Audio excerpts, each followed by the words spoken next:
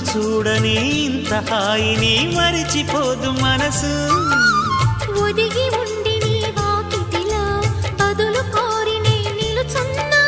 దారి తెలియని చీకటిలో వెలుగు చూసి కాదంటానా. ఊరించి ఇది ఏ మాసం? ప్రేమించే ప్రతి గుండెను అందెల సందడి చేసే హేమంతం ఇది. మన సొంతం అయినది. కిలకిల నవ్వే కోయిల కోసం వచ్చింది మధుమాసం.